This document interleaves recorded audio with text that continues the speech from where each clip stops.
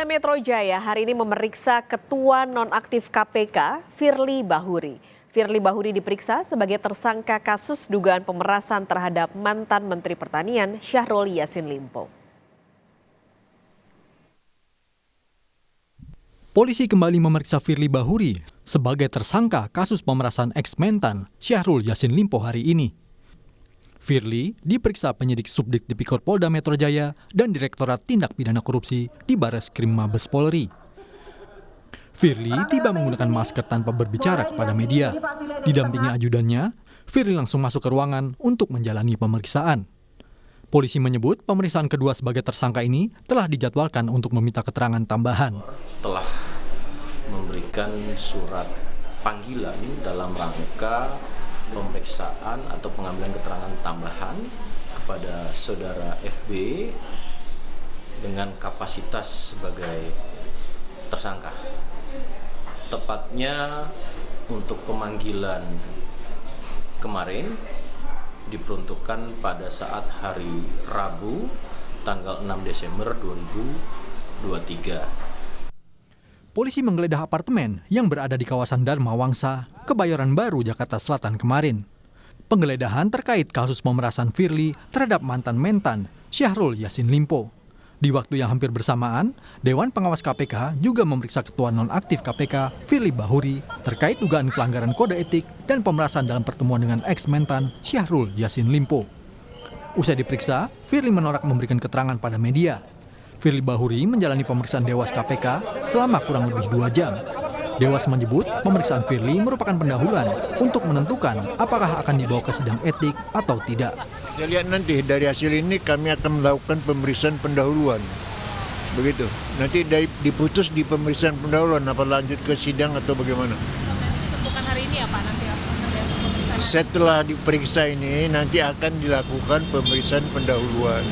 Dalam pemeriksaan pendahuluan itulah nanti Dewas akan berpendapat ini akan dilanjutkan ke persidangan atau bagaimana gitu. Berarti hari ini hanya Pak Firly saja atau ada pemeriksaan saksi internal KPK lainnya, Pak? Setahu saya ada Pak Firly aja. Ada Pak Firly saja. Anggota Dewas Albertina Ho mengatakan Dewan Pengawas KPK tak punya kewenangan untuk merekomendasikan pemecatan atau pemberhentian tidak hormat Firly Bahuri dari jabatannya jika terbukti melanggar etik berat. Sanksi terberat yang bisa diberikan pada pelanggar etik kategori berat adalah diminta untuk mengundurkan diri. Pemberhentian tidak hormat tidak ada diatur di Perdewas, ya. Berarti Dewas tidak punya wewenang untuk mengusulkan kepada Presiden. Di Perdewas itu sanksi yang paling berat itu diminta mengundurkan diri, ya. Nah, Berarti itu ya nanti kan masuk ke tahap pemeriksaan pendahuluan.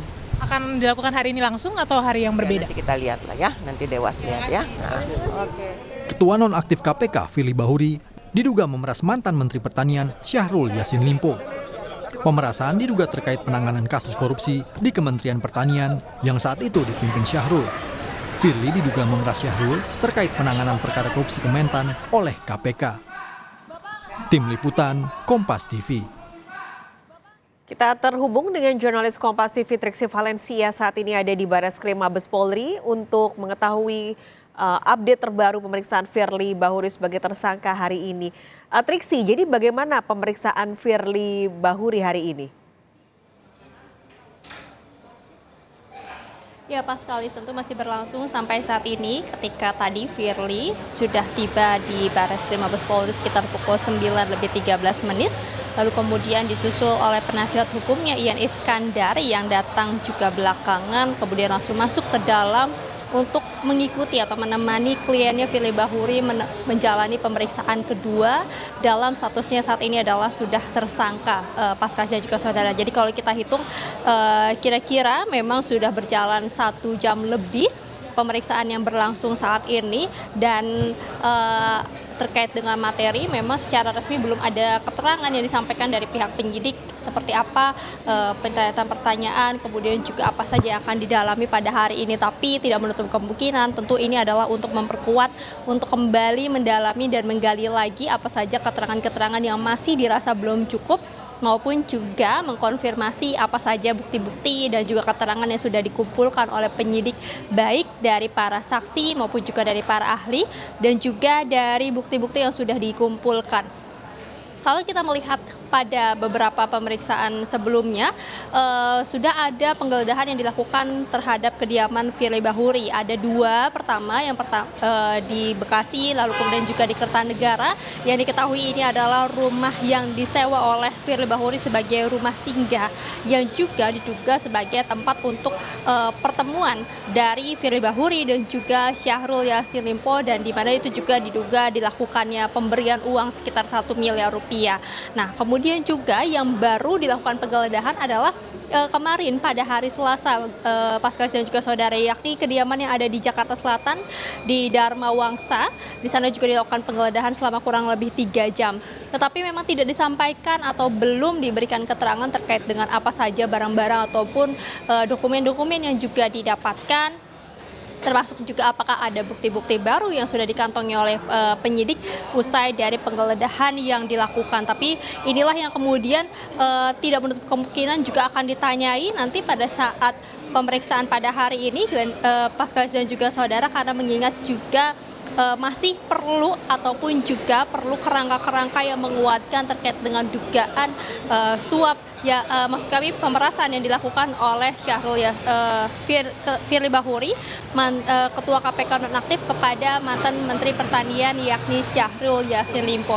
Tapi yang jelas penyidik juga sudah menetapkan ataupun juga memegang 2 alat bukti kuat, sehingga pada saat gelar perkara pun juga dinyatakan bahwa memang Firly Bahuri merupakan tersangka dari dugaan kasus pemerasan ini, Paskalis dan juga saudara. Jadi tentu kita akan nantikan bagaimana pemeriksaan yang akan berlangsung pada hari ini, apakah memang juga akan berlangsung lama seperti dengan pemeriksaan perdana pada saat Firly Bahuri sudah ditetapkan sebagai tersangka, yakni hampir 10 jam berlangsung, dan juga ada puluhan pertanyaan, yakni sekitar 40 pertanyaan yang disampaikan. Nah, tadi Paskalis dan juga saudara ketika masuk ke dalam, memang Firly tidak menyampaikan keterangan apapun, termasuk juga menanggapi setiap pertanyaan-pertanyaan yang dilontarkan oleh wartawan. Tetapi ketika penasihat hukumnya tiba, yakni Ian Iskandar, memang sempat menyampaikan beberapa keterangan, seperti misalnya menjawab apa saja yang akan ditanyakan oleh penyidik, kemudian ini terkait dengan pemeriksaan apa, namun jawabannya memang diserahkan kepada penyidik terkait dengan materi-materi tersebut. Dan yang juga ditegaskan oleh penasihat hukum adalah bagaimana kliennya yakni Firly Bahuri akan kooperatif dengan pemeriksaan yang akan berlangsung pada saat ini. Jadi tentu kita akan lihat secara bersama Paskalis dan juga saudara seperti apa pemeriksaan yang akan berlangsung, maksud kami yang sedang berlangsung saat ini, dan apakah nanti ketika selesai dari pemeriksaan ada perubahan terkait dengan status penahanan dari Firly Bahuri, karena kita tahu sampai saat ini pihak penyidik masih belum rasa atau memerlukan untuk menahan Firly Bahuri, padahal sebenarnya Firly Bahuri ini juga sudah ditetapkan sebagai tersangka, dan ini merupakan pemeriksaan kedua ketika Firly Bahuri sudah menjadi tersangka dalam kasus dugaan pemerasan yang dilakukan oleh Ketua KPK nonaktif. Paskalis. Triksi, berarti tadi ketika kuasa hukumnya sempat memberikan pernyataan, apakah ada pernyataan soal kemungkinan Firly Bahuri ini akan ditahan?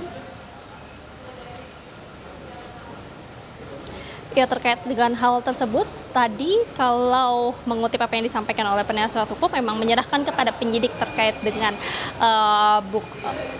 kemungkinan atau juga peluang dari kliennya ini akan ditahan. Tapi kalau misalnya kita melihat memang akan ada pertimbangan-pertimbangan dari penyidik yang tentunya juga ini akan dilihat lagi dari pemeriksaan pada hari ini.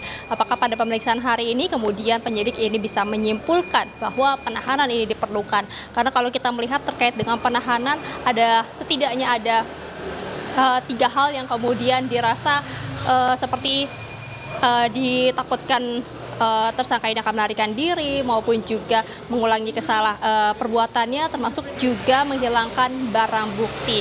Nah, kalau dari pernyataan yang disampaikan oleh penyidik pada pernyataan sebelumnya setelah Firly Bahuri ditetapkan sebagai tersangka, dikatakan belum ada diperlukannya penahanan. Tetapi kita akan lihat nanti apakah memang dalam pemeriksaan pada hari ini juga sudah menguatkan ataupun juga membuat penyidik pun berkesimpulan untuk menahan Firly Bahuri. Karena kalau kita melihat juga Firly Bahuri sudah dicekal untuk tidak bisa berpergian ke luar negeri sejak penetapannya sebagai tersangka atau terhitung 20 hari, yakni pada saat ini sudah masuk ke hari ke-14, yang berarti ada 6 hari lagi terkait dengan pencekalan yang diberikan kepada Firly Bahuri.